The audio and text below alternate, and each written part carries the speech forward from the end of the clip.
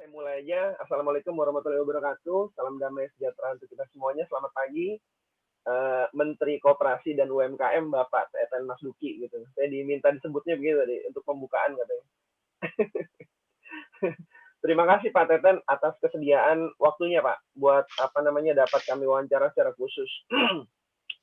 Sebelumnya saya ingin memperkenalkan dulu nih Pak Menteri, personil di kompas.com yang hadir pada pagi hari ini. Ada saya sendiri, Fabian, dan bos saya, Pak Lupi, ya. Bos saya, bukan mas, jangan ditekankan itu. Dan ada tim saya, Sadat, dan ini reporter Mani, Pak, di reporter Maninya kompas.com yang ditugaskan memang khusus di untuk UMKM, Pak, Koperasi dan UMKM, Mbak Kiki itu namanya. Gitu. Nah, seperti yang sebelumnya saya sudah sounding ke Pak Teten, Pak. Jadi kita tuh pengen bincang-bincang soal ini, Pak, bantuan untuk UMKM selama pandemi COVID-19. Jadi kan pandemi udah berapa tahun ya? Udah 1 tahun masuk ke bulan ketiga ini. 1 tahun 2 bulan dan masuk ke bulan ketiga. Dan belum ada tanda-tanda mereda sedikit pun. Malah yang ada tambah tidak disiplin gitu. Dan itu memperparah keadaan, Pak. Nah, sebenarnya kami ingin tahu, Pak, sebenarnya program-program bantuan untuk UMKM selama pandemi. Gitu. Nah, mungkin Pak Menteri bisa mulai cerita dari ini, dari bagaimana Kementerian Koperasi dan UMKM ini menyesuaikan program-programnya ketika menghadapi pandemi. Kita cerita dari awal dulu gitu mungkin Pak Menteri. Sampai saat ini yang sedang berlangsung. Silakan Pak Menteri. Baik, terima kasih Fabian, Pak Lupi, siapa lagi nih, Mas Sadat, ya. Kita ngobrol santai aja kan? Ya, siap. Ada Kiki nih Pak yang liput langsung, yang ngepost rutin. Itu dulu namanya ekonomi. Tadi Fabian nggak menjelaskan tuh Mani itu apa. Oh iya, Mani itu apa ya? Mani itu ekonomi maksudnya. Oh, oke. Iya. Ya, kita kan ketika pandemi COVID, ya kan, di rapat kabinet kan kita bahas kira-kira dampak kepada ekonomi nasional, UMKM seperti apa. Nah, kami waktu itu mengasumsikan bahwa karena pandemi COVID ini bukan hanya Indonesia, tapi global, sehingga mungkin ini relatif baru. Ada pengalaman tahun 98, itu kan hanya Indonesia saja, global tidak. Nah, 98, ketika usaha-usaha besar rontok, yang dimulai dengan krisis finansial, ya. Nah, justru penyelamatnya kan UMKM. Bahkan saat itu ekspor produk UMKM, terutama dari produk-produk rempah-rempah, hasil alam dan kebun itu sampai 450% naiknya. Ya. Nah, sehingga betul-betul waktu itu krisis 98 UMKM sebagai pahlawan lah ekonomi nasional. Nah, saat ini berbeda. Nah, saat ini ketika semua terganggu, ya, semua terganggu, walaupun di tengah pandemi ini kalau kita lihat hanya UMKM lah yang bisa tetap survive, ya, tetap dinamis, merespon situasi ekonomi yang terdampak pandemi COVID. Nah, tapi secara umum saya mengatakan bahwa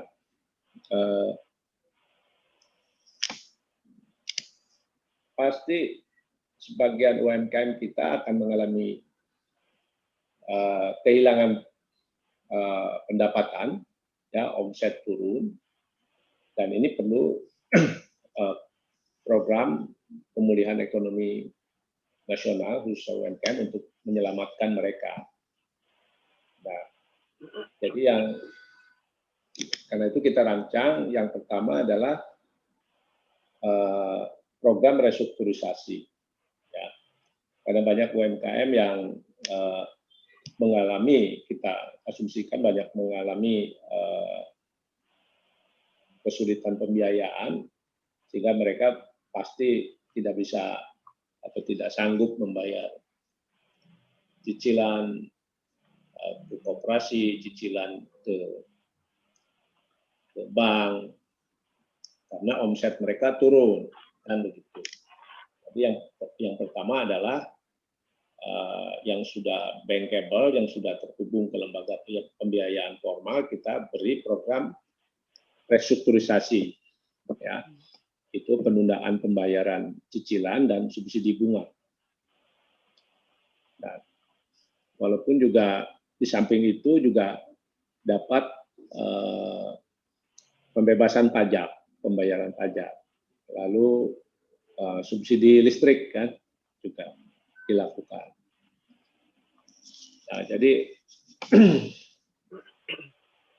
lalu kita juga sediakan pembiayaan murah, ya, pembiayaan murah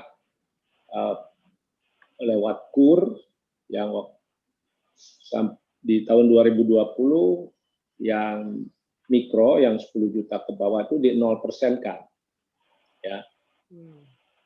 Nah, lalu yang di atas itu 3%.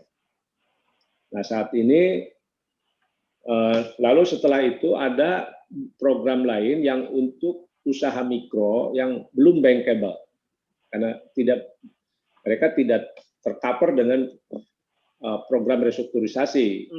Mereka kan belum pernah pinjam duit ke bank. Nah, ini yang kita waktu itu rancang dengan program Banpres Produktif Usaha Mikro. Jadi berupa hibah modal kerja 2,4 juta untuk 12 juta pelaku usaha. Ya. Nah, ini yang saya kira di samping bisa menggerakkan UMKM tetap berusaha, tapi juga memperkuat daya beli masyarakat. Nah, jadi kayak gitu. Nah, Pak Menteri, maaf Pak, saya potong Pak. Ini 3 ini yang khusus pandemi ya Pak ya? Pandemi khusus pandemi. Pak, totalnya berapa anggarannya berapa Pak? Misalnya tahun lalu dulu ya. Oke. Tahun lalu itu untuk program Banpres Produktif Usaha Mikro itu 28,8 triliun. Ya, terrealisasi 100%. Lalu subsidi bunga KUR tadi ya, karena KUR-nya kan yang kedua itu 82,71 triliun. Lalu restrukturisasi Pak. Ya, ini program restrukturisasi. Karena restrukturisasi itu subsidi bunga kan? Oh, oke. Masuk ya ke dalam situ ya. Nah, subsidi bunga. Jadi kita bayarin bunganya kan? Iya. Lalu ada juga program lain yang pembiayaan untuk memperkuat likuiditas koperasi. Itu 1,29 triliun. Ya. Waktu itu kita berikan pinjaman dengan bunga 3% setahun, jadi total sebenarnya 1,5% ya bunganya. Nah, karena kita juga waktu itu khawatir kalau operasi diras gitu ya, anggotanya pada narik simpanan, ya banyak koperasi yang tumbang. Iya benar, kolaps juga benar. Nah, karena itu waktu itu kita langsung berikan pinjaman. Ada restrukturisasi juga di koperasi. Ya, di koperasi simpan pinjam yang pinjam ke LPDB kita restrukturisasi. Nah, lalu yang ini kita perkuat. Jadi 1,29 triliun, realisasi 100%. Lalu kita juga ada subsidi non-kur, ya tadi seperti bunga untuk peminjam di koperasi, tapi kurang efektif, ini hanya 135 miliar yang terserap, itu sekitar 24%. Ya.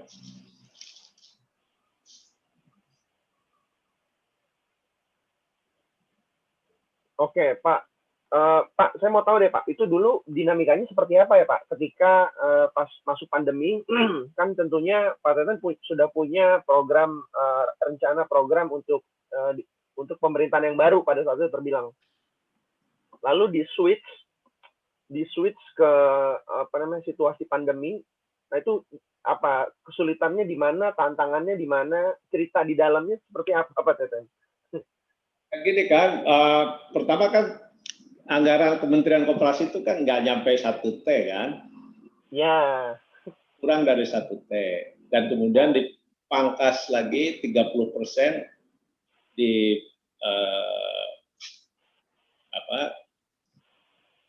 diorientasikan hanya untuk pemulihan kesehatan dan ekonomi.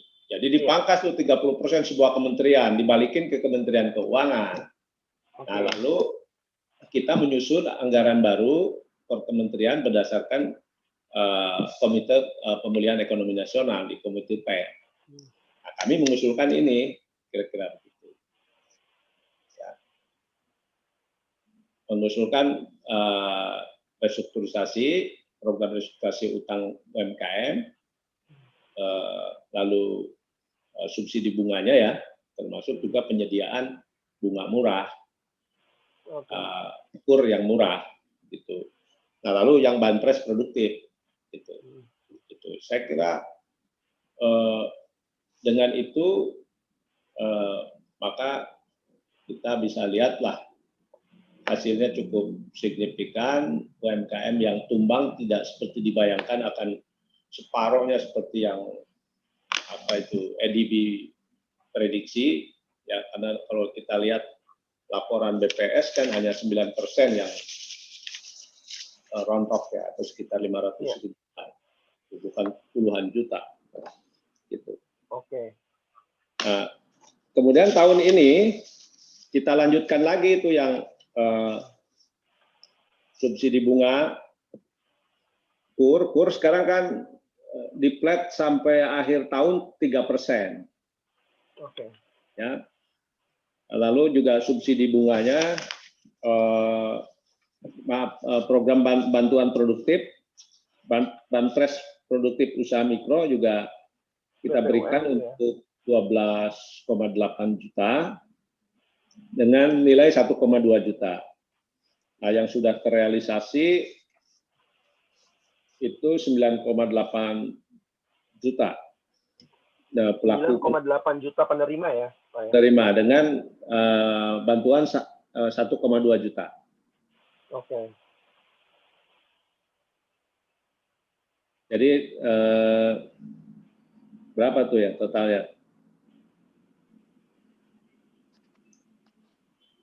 Ada 3 juta, ada 4 jutaan lagi Pak yang belum berarti ya? 3 juta. 3 juta lagi ya Pak? Jadi yang sudah terrealisasi 11,76 triliun. Yang kemarin Nah, sisanya itu tinggal 3,6 juta. 3,6 triliun. 3,6, oke. 3,6 triliun untuk 3 juta. Ya, 3 juta penerima. Pak, sejauh ini program-program ini realisasinya seperti apa sih Pak? Apakah ada kendala Pak? Ya, pertama kendalanya di awal kan tidak ada data tunggal. Nah, itu dia persoalan itu. UMKM. Nah, sehingga kami harus kerja keras, ya, karena ini kan harus segera tersalur by name by address kan. Nah, yang jadi problem itu banyak usaha mikro yang tidak terdaftar kan, betul. Di kementerian maupun di daerah. Ya, karena yang unbankable itu juga tidak bisa disasar lewat perbankan.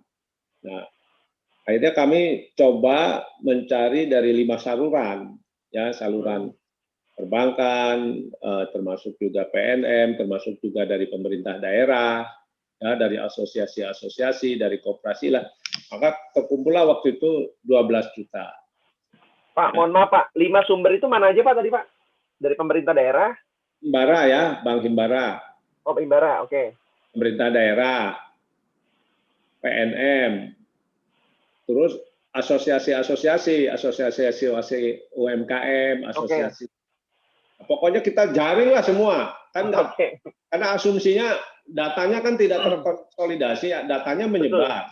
Jadi kita jaring aja semua. Nah, tapi kami bikin satu sistem, semua data itu harus dikirim dulu ke kami, ke Kementerian Koperasi. Lalu dari Kementerian Koperasi untuk memastikan bahwa si penerima BPUM ini bukan nasabah bank, karena ini yang untuk yang unbankable kan yang belum pernah menerima. Itu kami minta bantuan OJK, ya kan, untuk periksa. Nah, begitu udah diperiksa di OJK, ini lalu kami periksa nomor induk kependudukannya, nah baru kami SK-kan perintah bayar kepada bank, dalam hal ini BRI sama BNI untuk menyalurkannya. Tapi yang bersangkutan juga, ini adalah recheck, sebelum menerima, yang bersangkutan harus menandatangani surat pertanggungjawaban mutlak, ya bahwa yang bersangkutan itu betul-betul usaha mikro, artinya tepat menerima program ini. Jadi dia yang bersangkutan bertanggung jawab, dia nandatangani, baru diterbitkan rekening atau kalau udah ada rekening baru ditransfer. Nah, ini kan untuk menghindari ya data-data yang salah tadi, orang yang ngibul gitu kan, atau orang yang meninggal masih diusulkan kan nggak mungkin nandatanganin itu kan. Nah, alhamdulillah ya sudah diperiksa oleh BPK, ya kita meskipun ada kesalahan tapi kesalahan data, tapi itu masih bisa ditolerir. Ya. Berarti soal ketepatan sasarannya menurut Kemenkop berapa Pak? Berapa persen Pak? Ya hampir 9, ini kalau kan ada survei, kalau dari segi data yang BPK ya kita udah hampir 98%. 98% akurat ya Pak ya? Ya akurat, karena yang kan kalau di BPK kan nggak boleh lebih dari 3% kesalahannya. Ya, artinya dengan waktu yang sangat pendek, ya dengan jumlah penerima yang besar dan harus di transfer secepat itu menurut saya, dan ini pengalaman pertama, ini luar biasa gitu. Nah, sehingga pada tahun ini kami juga dipercaya lagi oleh Menteri Keuangan ya untuk BPUM dilanjutkan kembali yang tadi yang 12 juta, karena ini juga dalam waktu cepat harus sekaligus untuk program ini bukan sekedar memberikan hibah untuk memperkuat modal kerja supaya mereka bisa berusaha, tapi juga bagian daripada stimulus ekonomi di kuartal 1. Karena kan yang diperlukan sekarang itu kan daya beli masyarakat turun, ya sehingga konsumsi masyarakat turun. Nah, saya kira penting di situ perannya. Nah, kalau evaluasinya kan sudah ada dilakukan oleh surveinya BRI, surveinya TNP 2K, ya. Nah, kalau TNP 2K ini evaluasinya ya, ada ya, Pak. saya sebut saja ada survei dampak program PEM terhadap UMKM yang dirilis oleh Lembaga Demografi LPM Fakultas Ekonomi dan Bisnis UI tahun 2020. Mereka bilang program 99% UMKM responden yang mendaftar sudah menerima bantuan, hanya 1% yang belum menerima. Jadi hampir benar tuh, sekitar 98%-an ya. Lalu mayoritas responden menggunakan data program untuk membeli bahan baku 34% dan pembelian barang modal 33%. Jadi ini tepat sasaran lah bahwa program ini sangat dibutuhkan untuk tetap menggerakkan mereka supaya bisa berusaha, ya, yaitu 34% untuk membeli bahan baku, 33% untuk membeli barang modal. Nah, yang kedua hasil survei TNP 2K. Ya. Tahun 2020 menyatakan banpres produktif 88,5% digunakan untuk pembelian bahan baku dan 23,4% digunakan untuk pembelian alat produksi, serta sebesar 53,50% penerima tidak memiliki pekerjaan ya, lain selain pelaku usaha mikro. Nah, jadi saya kira tepat. Lalu yang ketiga, survei Bank BRI. 91% penerima banpres memanfaatkan dana untuk kegiatan produktif. Jadi ini kan tepat ya. Ya sama lah, pemberian barang baku, bibit, barang dagangan, pembelian peralatan alat produksi, usaha dan pembayaran upah pekerja dan lain sebagainya. Selain itu, 42% penerima banpres menyatakan mengalami peningkatan kapasitas dan kinerja usaha. 7,3% dapat mengoperasikan kembali usahanya. Ya, jadi ini betul-betul stimulus. Nah, yang terbaru bulan Mei 2021, PMN dan TNP 2K mengeluarkan survei dan program untuk program BPUM ya, banpres produktif usaha mikro tadi. Lalu menyatakan bahwa telah tepat sasaran dan tepat manfaat. Pertama, 99,4% penerima BPUM adalah usaha mikro dengan omset tahunan di bawah 300 juta. Jadi tepat sasaran ya. Lalu jumlah pekerja di bawah 10 orang. Ya ini UMKM lah, usaha mikro ya. Lalu 76,1% memulai usaha kurang dari 2 tahun. Kira-kira. Tapi yang penting yang tadi itu ya. 99,4% penerima adalah usaha mikro. Iya. Jadi ini bukan salah sasaran misalnya diberikan kepada usaha besar, usaha kecil. Iya. Apalagi yang nggak punya usaha ya Pak. Nah, yang menarik juga mungkin saya harus sebut, omset 41% setelah masa pencairan itu naik. Ya. Oke. Jadi ketika udah terima uang, mereka kemudian bisa jualan lagi dan omsetnya naik 41,1%. Pak, naik itu dibandingkan sebelum pandemi artinya apa? Pada saat pandemi dia turun, Pak, di anjlok? Nah, setelah pandemi turun. Oke. Naik, pandemi berarti, turun. Iya. Nah, sama juga nih penggunaannya, 96% untuk membeli bahan baku dengan ya jadi memang dipakai kegiatan usaha lah. Oke. Ini bedanya dengan bansos gitu kan. Kalau bansos kan memang bukan untuk produktif, kalau ini untuk produktif. Betul. Silakan Bapak Lupi. 1,1 tadi itu UMKM-nya atau kenaikan omsetnya? Gimana? Kurang jelas. Yang 41,1 barusan itu UMKM-nya atau kenaikan omsetnya? Kenaikan omset. Kenaikan omsetnya dari penerima ya? Dari penerima, tapi itu setelah turun ya. Bantuan kan ya, betul.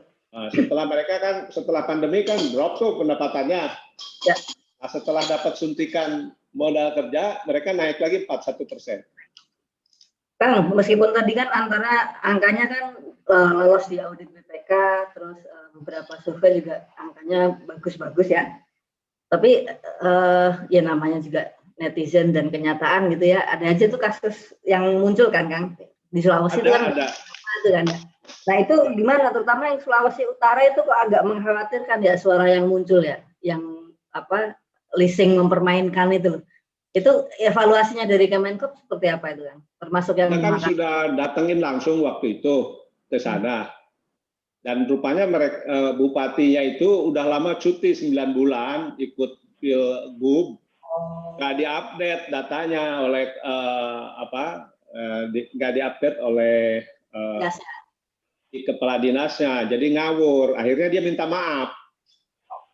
Tapi secara sistem itu memang sudah betul-betul dipagarin ya model-model yang ya kan kita sasar dari semua kan, ya sasar dari semua. Pokoknya usaha mikro, apakah dia misalnya pinjam ke koperasi itu boleh dong, ya kan? Pinjam ke siapapun boleh. Yang nggak boleh itu yang sudah menerima pembiayaan dari bank. Nah, bahwa kemudian misalnya katakanlah bantuan ini dipakai untuk membayar cicilan mereka ke koperasi, itu kan tidak jadi masalah. Nanti saya kirim deh video minta maafnya kalau misalnya. Tapi ada nggak sih, kita kan harus double check ya. Hah? Pengalaman Suara Bapak?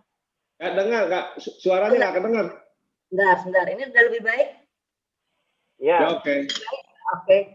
Nah ini, tapi kan kita tetap harus double check selalu nih ya Kang ya. Apakah ya namanya duit ya Kang gitu. Dengan pengalaman dulu di aktivis korupsi juga nih Kang, betul-betul sudah amankah semua jalur itu, atau peluang untuk kong kali kong berlapis-lapis, apalagi ini kan apalagi dari awal memang bankable kan, unbankable gitu. Orang-orang yang tidak banyak berurusan dengan perbankan, kemudian ada peluang ini atas nama UMKM, koperasi gitu. Seberapa aman sih Kang kalau feelingnya Kang Teten ini kan? Kalau saya pertama begini, ya dari awal kan ini hanya bantuan 2,4 juta, ya langsung ke rakyat by name by address, ditransfer. Itu kalau ada salah-salah, saya kira penyimpangannya bukan di kami, ya, tapi di penerima. Nah, karena itu maka kita fokus di sistem ini, akuntabilitasnya, ngecek si penerimanya benar nggak, gitu. Walaupun sebagian bilang udahlah kalau 2,4 juta diterima siapa aja toh akan memperkuat daya beli. Nah, tapi kan kita tahu kita ingin khusus kepada mereka yang usaha mikro tapi yang unbankable. Nah, jadi kita fokus. Kenapa? Fokus sekarang pada akhirnya adalah menjaga level daya beli ini dulu ya. Kalau kamu jangan bergerak-gerak, suaranya hilang tenggelam. Gitu. Nah, jadi sekarang fokusnya lebih ke daya beli dulu ya, menjaga daya beli secara umum yang ini lewat jalur UMKM. Enggak dong, tetap si penerimanya kita juga kontrol bahwa penerimanya itu adalah usaha mikro dan belum menerima pembiayaan dari bank. Ya. Nah, yang banyak keluhan karena itu sistem kita, sistem integritas, akuntabilitas dari program ini kan juga dibahas bersama BPK dan juga KPK di awal. Ya, kami konteksnya adalah ini pasti UMKM, termasuk UMKM baru nggak Kang? Yang baru mulai karena terdampak pandemi, terus dia jadi masuk ke sektor UMKM gitu. Nggak gini kan, pertama kan harus dia terdaftar dulu kan di daerah. Kan daerah yang ngusulin, kita cek ya. Jadi kepala dinasnya usulin, walaupun si kepala dinas juga bisa salah. Begitu. Nah, karena itu kita cross check kan. Nah, yang paling penting ada usaha mikro yang belum bankable, ini fokus kita ke sana. Lalu kita cek. Nah, kita cek data di OJK, apakah ini benar nggak? Belum pernah menerima di perbankan, kan gitu loh. Jadi ada di awal-awal yang ternyata SLK-nya OJK itu tidak terhubung dengan perbankannya. Gitu. Jadi masih ada yang menerima, tapi begitu kita ketahui kita bekukan. Ya, kita bekukan. Dan yang bersangkutan si penerima itu harus menandatangani pengakuan. Jadi kalau kami salah, yang bersangkutan juga bisa kena pidana karena berbohong. Misalnya saya transfer ke kamu, ke Pak Lupi, Anda sebelum nanti mencairkan akan dipanggil oleh banknya, bank penyalur. Dipanggil, suruh menandatangani, Anda betul nggak usaha mikro? Anda betul ini nggak KTP-nya ini segala macam. Nah, baru ketika sudah ditandatangani seperti itu, nah baru ditransfer. Jadi kan nggak mungkin ada orang mati lagi ditransfer kan? Kalau begitu, paling tidak begitulah. Nah, walaupun ada juga misalnya yang penyaluran ini kan dikoordinir gitu, dibantu ngurusnya. Nah, ada yang dipotong-potong juga. Nah, ini ada juga yang sedang diperiksa oleh Bareskrim kan gitu. Berapa banyak tuh yang pakai praktek potong-potong itu Kang? Iyalah, tidak signifikan. Enggak signifikan. Tadi itu saya mau nanya sebenarnya ini kan UMKM ini kan perjalanan panjang banget ya, UMKM, koperasi gitu. Nah, ini betul-betul kita skema darurat atau juga kita bisa ikut berharap turut memperkuat fondasi UMKM ke depan? Ya, justru ini Lewat bisa darurat ya. Gitu. Darurat, tapi kita bisa memperkuat database ya. Karena kita sekarang sedang membangun data tunggal, mungkin setahunan ini, tahun depan kita udah akan melibatkan BPS juga untuk survei, tapi nanti kita akan punya. Paling tidak sekarang saya punya sekitar 30 jutaan lah, ya. 30 juta data, nggak usah 30 lah, saya menyebut 20 juta aja. Ya. Sekarang saya punya 10 juta. Kan? Nah, yang lain masih diproses. Kalau BPS kan angkanya 64 juta loh Kang ya. Ya, kemarin kan yang minta program ini kan yang masuk ke kami kan ada sekitar 28 jutaan kira-kira begitu. Ya. Tahun ini kan juga nambah lagi. Nah, tapi kan setelah di cleansing datanya kan banyak juga yang memang bukan usaha mikro. Nah, kami sekarang sudah punya data yang cukup clear ya, yang akan menerima ini sekitar 12 juta. Nah, itu saya kira modal awal untuk kita membangun fondasi, terutama untuk pendataan usaha mikro yang memang lembaganya sangat dinamis, mereka tidak terdaftar. Nah, sekarang saya kira itu. Nah, lalu menurut saya yang jadi problem itu kan karena usaha mikro ini kan sangat dinamis, ya. Buka tutup usaha itu kan biasa, begitu. Nah, sehingga kita nanti akan minta BPS itu usaha mikro juga yang didata tuh usaha yang memang menetap. Kalau tukang es keliling gitu kan susah kan itu, karena sekali jualan es ketika di kampungnya paceklik gitu kan. Nah, tukang buah musiman itu kan nggak bisa di datanya berubah terus kan. Nah, kita akan minta paling tidak kita punya data yang permanen. Gitu. Ini kan baru pertama ini ya kan kita punya upaya sebesar ini dan cakupan seluas ini ya.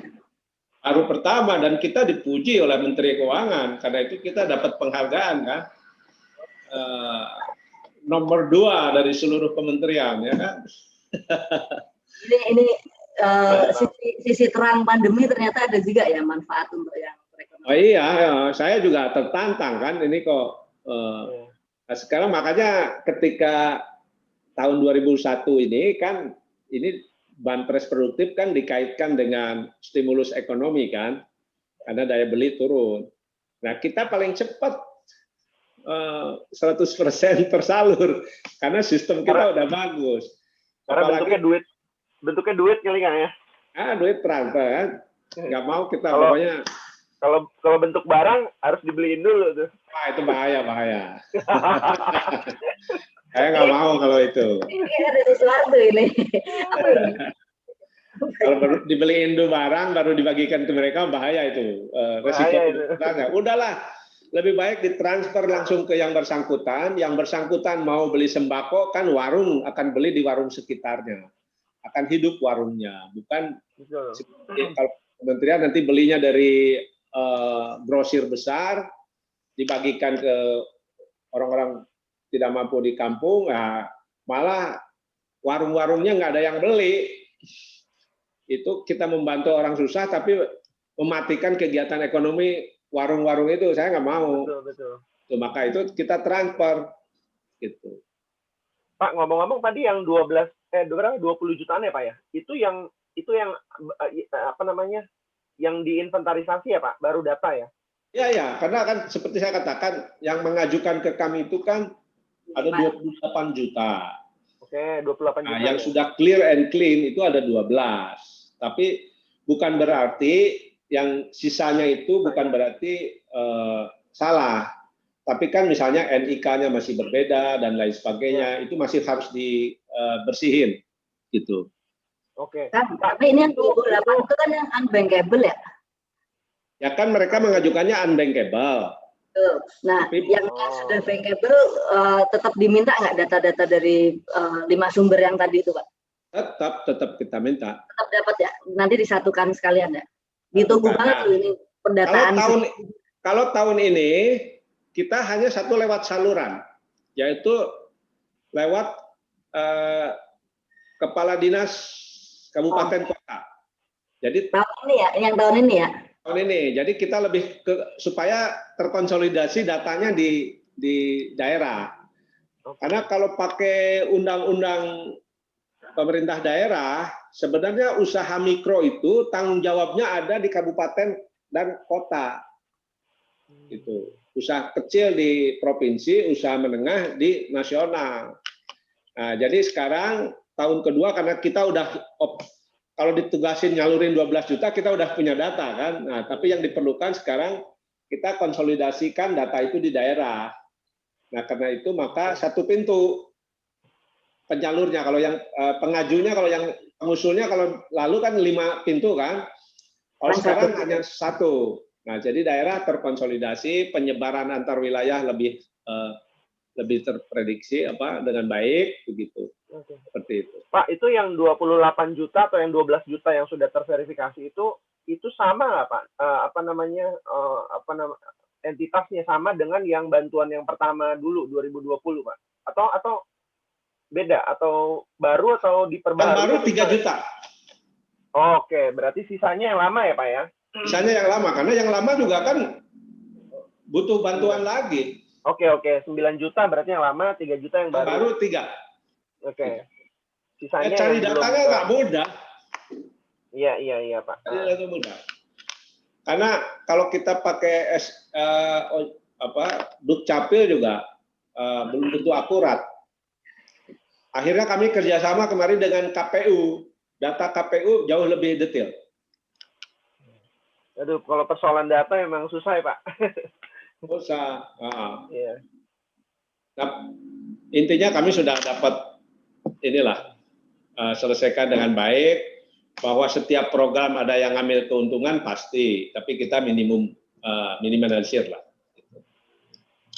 Jadi akhirnya KPU ada gunanya yang di luar politik praktis ya kan? KPU kan datanya dipelototin oleh semua partai dan setiap pilkada diupdate. Jadi kali ini ada manfaat lain bukan selain politik praktis. Itu luar biasa data KPU, benar. Data KPU itu luar biasa. Saya kira Pak Menkes juga untuk vaksinasi pakai data KPU. Pakai data KPU, benar. Karena dia per TPS ya, lebih kecil dari RT ya. Betul, per TPS dipelototin oleh semua orang. Yang berkepentingan ya. Terus di update setiap saat kan gitu. Oke, Pak Menteri, ini berarti kalau misalnya ada data baru, data penerima yang baru, berarti ada memungkinkan untuk perluasan penerimaan bantuan untuk UMKM ya Pak ya? Untuk maksudnya, yang selanjutnya. Jadi penerimanya lebih banyak begitu? Ya ini tergantung, kalau pandeminya terus panjang ya tentu kita harus program ini harus dilanjutkan. Dan kami jauh lebih siap sekarang kan, karena sudah 2 kali pengalaman dan data jauh tersistem. Apalagi kalau tahun depan kita udah pasti punya data tunggal UMKM. Iya. Kita lagi proses pengadaan dulu bangun infrastrukturnya tahun ini. Nah, tapi intinya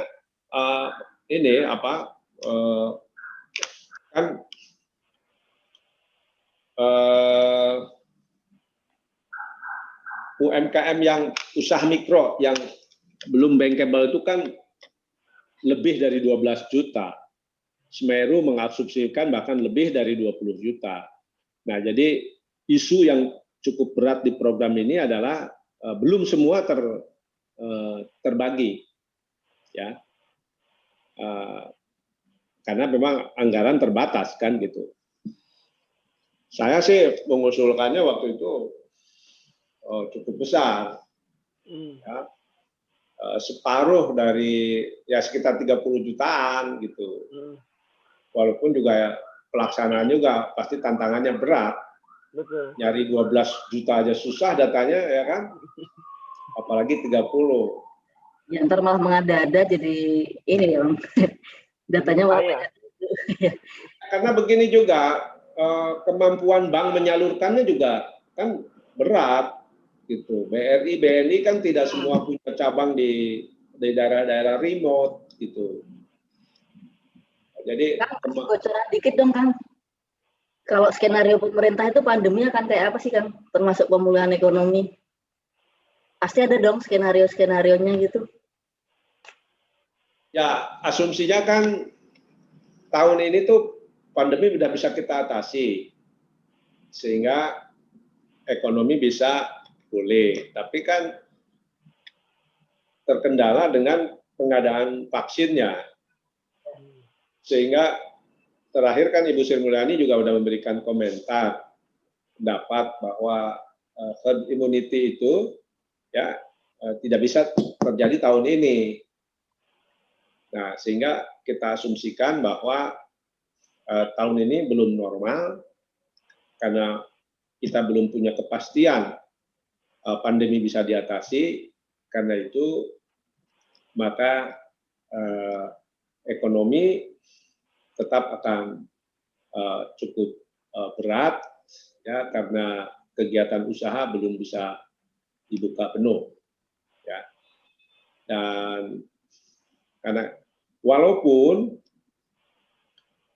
kalau kita bandingkan negara-negara lain, Indonesia dianggap memiliki anggaran yang APBN yang cukup kuat, dan kita juga sebenarnya ekonomi kita kan tidak tergantung terlalu jauh kepada keadaan global. Sebelum pandemi, ekonomi kita digerakkan oleh konsumsi rumah tangga, pengeluaran rumah tangga yang besarnya 53% kan. Nah, investasi kan sekitar 30%. Lalu sisanya kan belanja pemerintah. Nah, jadi lebih kekuatan domestik kan gitu. Nah, sekarang daya beli kan pasti turun karena banyak orang yang kehilangan pekerjaan, kehilangan menurunnya pendapatan. Nah, inilah yang program-program bansos, program-program termasuk di yang usaha mikro itu digelontorkan ke bawah, itu untuk memperkuat daya beli. Saya kira ada program-program di pemerintah, misalnya di Kementerian Pertanian, Kementerian LHK, itu penanaman pohon misalnya ya kan, itu kan sebenarnya untuk padat karya produktif ya, untuk menyalurkan uang ke masyarakat supaya daya beli tetap ada. Nah ini kalau tidak ada itu saya kira cukup berat. Nah tapi kan tekanan terhadap APBN ini kan cukup besar. Karena di satu sisi pengeluaran pemerintah untuk biaya sosial, biaya kesehatan itu cukup tinggi, sementara penerimaan kan turun. Akibatnya kan beban utang kan akan tinggi. Dan saya kira di paripurna terakhir sudah dibahas bahwa defisit APBN sampai 6% kan akan terus dikaji untuk sampai 2023. Oke. Pak Bian? Oke, Pak. Buat Mbak Kiki ada yang mau ditanyain nggak, Mbak Kiki? Ada, Mas. Silakan, Mbak. Selamat pagi, Pak Teten. Ya, pagi. Pak, saya mau nanya, kemarin itu di rapat Komisi 6 ada sempat membahas mengenai BPUM, kelanjutan BPUM juga, Pak. Dimungkinkan nggak, Pak, BPUM tahap 3 ini bakal ada, dilanjutkan? Ya, kan yang dari 12,8 yang sudah tahun ini ya, dari 12,8 juta penerima, itu 9,8 kan sudah kita transfer nih. Ya, sudah ada perintah bayar ke Bank BRI sama BNI. Nah, sisanya 3 juta ini masih kita ajukan anggarannya di Kementerian Keuangan. Nah, masih dalam proses. Jadi mudah-mudahan ini bisa segera uangnya turun sehingga bisa segera kami perintahkan bayar ke pihak perbankan. Kalau data sih kami sudah cukup, tinggal menunggu beberapa daerah. Itu yang tahap 2 ya, Pak ya? Ya gini, inilah kamu jangan itu di DPR juga kadang-kadang suka pusing. bukan tahap-tahapan lah. Jadi tahun ini ada 12,8 juta yang kita alokasikan untuk diberi hibah 1,2 juta per orang. Yang tahap pertama 9,8 sudah layarkan. Jadi tinggal tahap berikutnya tinggal 3 juta calon penerima. Kira-kira begitu.